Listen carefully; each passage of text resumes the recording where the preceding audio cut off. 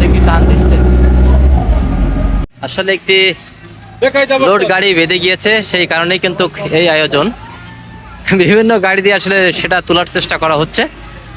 কিভাবে তোলার চেষ্টা করা হচ্ছে সেটাই দেখাবো আপনাদেরকে। এটা আনলোড করে তাও তো একটু কম হয়ে যাইতো। সকাল থেকে খেঁচাখেঁচি করছে। আর কাছাকাছি ওই যে আর একটা হেগুনি দেখা যাক কিভাবে গাড়িটি তোলে, সেটাই দেখবো। সাথেই থাকুন আর দেখতে থাকুন।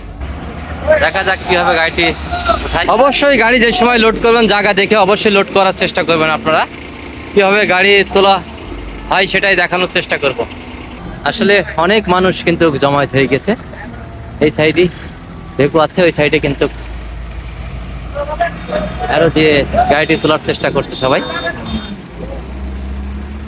দেখা যাক শেষমেশ গাড়িটি আসলে তুলতে পারে কিনা।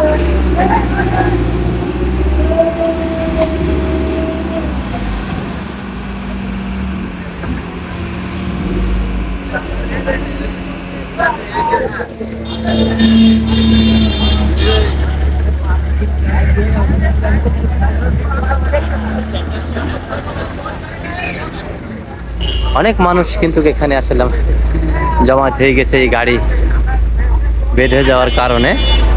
অনেকক্ষণ ধরে কিন্তু গাড়িটি খেঁচাখেঁচি করছে। অবশ্যই ড্রাইভার ভাইরা আপনারাও সাবধানে এই গাড়িগুলো পরিচালনা করবেন, এমন জায়গায় লোড করবেন যেখানে সমস্যা যাতে না হয়।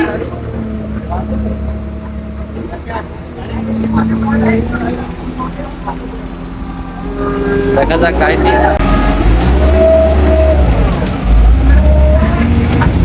লোড গাড়ি হওয়ার কারণে কিন্তু চাকাগুলো সব স্লিপ মারছে।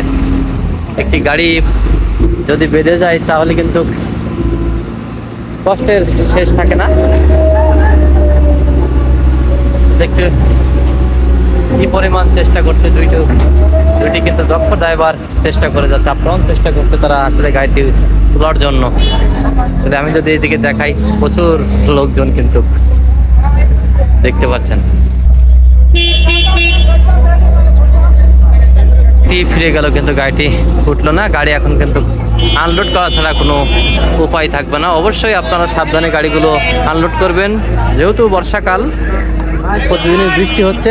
কি একটি সমস্যা আসলে সেটা বলে বোঝানো যাবে না। একটি গাড়ি যদি বেঁধে যায় সেটা আসলে শেষ করা যাবে না, বলে বোঝানো যাবে না। প্রচুর মানুষজন কিন্তু জমায়েত হয়ে গেছে। অন্যরকম একটি পরিবেশ দেখানোর চেষ্টা করলাম। গাড়িটা এখন কিন্তু আনলোড করতে হবে, তাছাড়া আচ্ছা তুমি সব পরে করো বিয়াই। এখন এসে কি দুইটা ওই ফেলোডার পাইলো না। হ্যাঁ, এখন মোটামুটি আমরা দুইটা ট্রাক্টর বাইন্ধে পেছনে তুলবেন, তাই তো?